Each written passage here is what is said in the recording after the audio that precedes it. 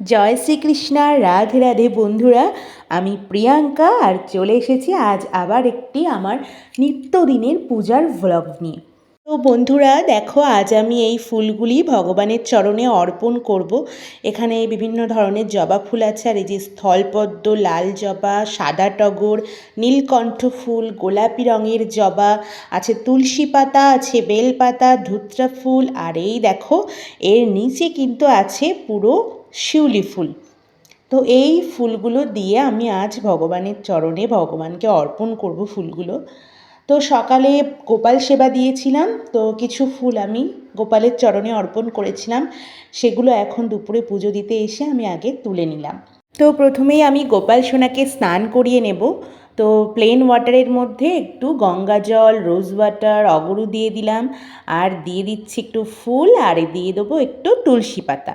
আর ওইদিকে আমি যে পাত্রের মধ্যে গোপাল সোনাকে স্নান করাবো সেখানেও একটু ফুল আর তুলসী পাতা দিয়ে দিলাম। তো প্রতিদিন পুজোয় বসে আমার কিন্তু এই কাজটাই প্রথম কাজ হয়, যে গোপাল সোনা আর আমার বাবা মহাদেবকে আমি প্রথমে কিন্তু সুন্দর করে স্নান করিয়ে সাজিয়ে গুছিয়ে রেডি করে দিই। তারপর আমার আসল পুজোটা আমি শুরু করি। দেখো, এক একজনের পুজোর পদ্ধতি কিন্তু এক এক রকম হয়, তবে সকলেই কিন্তু আমরা যারা পুজো করি প্রতিদিন বাড়িতে সকলেই কিন্তু ভক্তি ভরে ভগবানকে ডাকি। সেক্ষেত্রে কিন্তু কোনো দোষ ত্রুটি কিছু থাকার নয়, আমার তো সেটাই মনে হয়।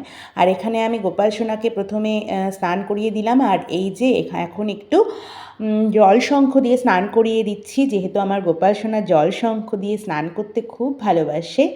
তো এই যে স্নান করানো হয়ে গেলে এবার আমি গোপাল সোনাকে একটা শুদ্ধ বস্ত্র দিয়ে ভালোভাবে গোপাল সোনার গা হাত পা মুছিয়ে দেব।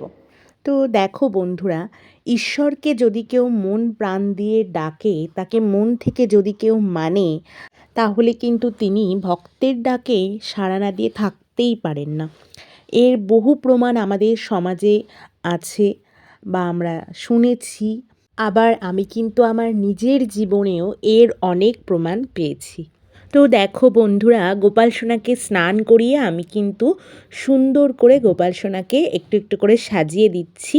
আর প্রতিদিনই আমি গোপাল সোনাকে স্নান করিয়ে এভাবেই সুন্দর করে সাজিয়ে গুছিয়ে দিই। আমার যে কী ভালো লাগে এই কাজগুলো করতে। আর গোপাল সোনাকে সাজিয়ে গুছিয়ে রেডি করে দেওয়ার পর এত মিষ্টি লাগে দেখতে, আমি তো চোখ ফেরাতেই পারি না। আর এই যে এটা হচ্ছে ময়ূরের পালক, এটা ছাড়া তো গোপালের সাজ একেবারেই অসম্পূর্ণ। তো দেখো একদম রেডি, আর একটু দিয়ে দেবো হচ্ছে পারফিউম। সব শেষে অবশ্যই কিন্তু গোপালকে দর্পণ দর্শন করাতে হবে বন্ধুরা। আর এই যে আমি এই গোপাল সোনাকে একটু সুন্দরভাবে মুছিয়ে দিচ্ছি। তো এরপর আমি বাবা মহাদেবকে সুন্দরভাবে স্নান করিয়ে দেব। আর জলটা কিন্তু বন্ধুরা আমি একইভাবে রেডি করেছি, যেভাবে গোপাল সোনাকে স্নান করানোর সময় রেডি করেছিলাম জলটা, সেইভাবেই বাবা মহাদেবকে স্নান করিয়ে আমি সুন্দরভাবে নন্দী মহারাজকেও কিন্তু একইভাবে স্নান করিয়ে নেব।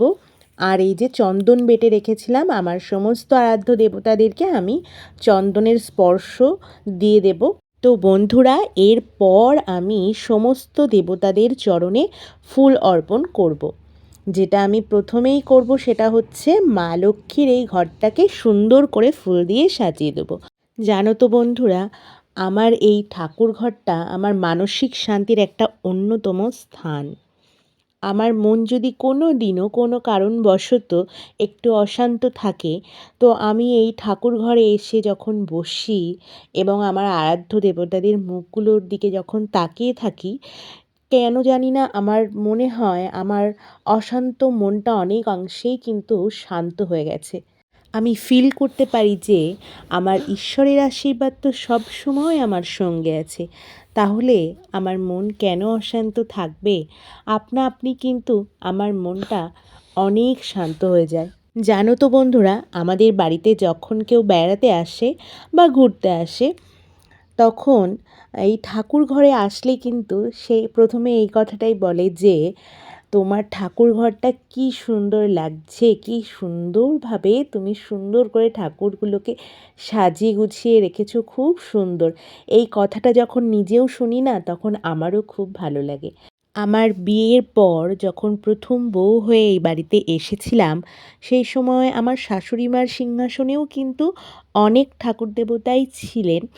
তো একটা ছোট্ট শিব মূর্তি ছিল, রাধাকৃষ্ণের মূর্তি ছিল, তারপর মা লক্ষ্মী, গণেশজি, মা সরস্বতীর মূর্তি ছিল।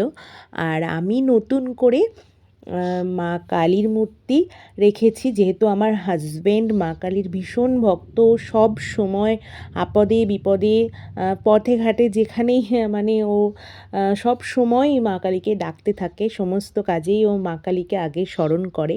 সেই জন্য আমি মায়ের একটা মূর্তি আমার সিংহাসনে কিন্তু রেখেছি, তোমরা দেখতেই পাচ্ছ। আর এই যে জগন্নাথ দেবদেরকেও আমি প্রতিষ্ঠা করেছি, গোপাল সোনাদেরকেও আমি প্রতিষ্ঠা করেছি। আর বন্ধুরা, আমি আমার আরাধ্য দেবতাদেরকে সব সময় খুব সুন্দরভাবে সাজিয়ে গুছিয়ে রাখতে খুব ভালোবাসি। আর আমার ঠাকুর ঘরটাকেও আমি সব সময়ের জন্য পরিষ্কার পরিচ্ছন্ন করে রাখতে ভালোবাসি। আমি প্রতিদিন সকালে ঘুম থেকে উঠেই আগে ফ্রেশ হয়ে ঠাকুর ঘরে চলে আসি, তারপর ঠাকুর ঘরটা সুন্দরভাবে মুছে পরিষ্কার করে তবে আমি গোপাল সোনাদেরকে ঘুম থেকে তুলে তারপর গোপাল সোনাদেরকে সকালের সেবা দিয়ে থাকি। তো বন্ধুরা, ফুল অর্পণ করার পর আমি এখানে চন্দন মিশ্রিত তুলসী পাতা কিন্তু ঠাকুরের চরণে অর্পণ করব। এই যে গোপাল সোনা, জগন্নাথ দেব এবং রাধাকৃষ্ণ আছে। তো এই কাজটিও কিন্তু আমি প্রতিদিনই করি। তো এই যে প্রদীপ ধূপ ধরিয়ে নিয়েছি, আরতি করব। তো একটু সুন্দরভাবে আরতি করে নেব। আর এখানে কিন্তু আমি ভিডিও স্পিডটা বাড়িয়েছি বন্ধুরা, তার কারণ আমার ঠাকুর ঘরে তো অনেক ঠাকুর, তো সবার আরতিটা সুন্দরভাবে দেখাতে গেলে না ভিডিওটা প্রচণ্ড বড় হয়ে যেত। আমি সেই জন্য কিন্তু ভিডিও স্পিডটা একটু বাড়িয়েছি। এরকম তাড়াতাড়ি তো আরতি করা যায় না, যেহেতু বড় হয়ে যাচ্ছিল ভিডিওটা, সেই জন্যই একটু স্পিডটা বাড়িয়েছি আর কি। সুন্দর করে একটু আরতি করে নেওয়ার পর আমি বসে পড়েছি ফল কাটতে। আজ ফলের মধ্যে ছিল আপেল আর পেয়ারা, আর ছিল নকুলদানা বাতাসা। তো বন্ধুরা, যারা আমার ভিডিওগুলো দেখছো, আমার পাশে রয়েছো, লাইক করছো, কমেন্টস করছো, সেই সমস্ত বন্ধুদেরকে জানাই অসংখ্য ধন্যবাদ। আর যারা নতুন দেখছো আমার ভিডিওগুলো, সেই সমস্ত বন্ধুদেরকেই বলছি প্লিজ সাবস্ক্রাইব করে দিও আমার চ্যানেলটা, আর আমার পাশে অবশ্যই অবশ্যই থেকো। তো দেখো, আমি কিন্তু এখানে ভোগ নিবেদন করে দিয়েছি আর তুলসী পাতাও অর্পণ করেছি। তবে বাবা মহাদেব, মা লক্ষ্মী, গণেশজির প্রসাদে তুলসী পাতা অর্পণ করতে নেই বলে আমি দিইনি। আর এখানে গোপাল সোনাদেরকে একটু নিজের হাতে খাইয়ে দিচ্ছি, যেটা আমি প্রতিদিনই করে থাকি। গোপাল সোনারা তো ছোট, তাই তাদেরকে কিন্তু বন্ধুরা নিজের হাতেই সবসময় খাইয়ে দিতে হয়। তো সবশেষে বন্ধুরা, আমি আরও একবার তোমাদেরকে আমার আরাধ্য দেবতাদের দর্শন করিয়ে দিলাম। তো প্রতিদিনই কিন্তু আমি এইভাবেই সুন্দর করে সাজিয়ে গুছিয়ে পুজো দিয়ে আমার ভীষণ ভালো লাগে। নিজেরও মন থেকে একটা অন্যরকম ভালো লাগা কাজ করে মনের ভেতরে। তো বন্ধুরা, আমি কিন্তু খুব সাধারণভাবেই প্রতিদিন পুজো করে থাকি, আর সেটাই আমি কিন্তু তোমাদের সাথে শেয়ার করি। আর সবথেকে বড় কথা হচ্ছে, যেটা আসল, সেটা হচ্ছে কিন্তু ভক্তি। ভক্তি দিয়ে যদি মন থেকে ঈশ্বরকে ডাকা হয়, তাহলে কিন্তু তিনি ভক্তের ডাকে সাড়া না দিয়ে থাকতেই পারেন না, যেটা আমি আগেও বলেছি। আর আমি এটা মনে প্রাণে বিশ্বাস করি। তবে হ্যাঁ, শুদ্ধ মন এবং শুভ চিন্তাভাবনা বা সৎ চিন্তাভাবনা মনের ভেতরে রেখেই তবেই কিন্তু ডাকতে হবে, তবেই সাড়া দেবে, তা না হলে কিন্তু নয়। তো বন্ধুরা, আজকের পুজোর ভিডিওটা এটুকুই থাকছে। দেখা হচ্ছে তোমাদের সাথে নেক্সট কোনো ভিডিওতে। ততক্ষণে সকলে খুব ভালো থেকো, সুস্থ থেকো। টাটা।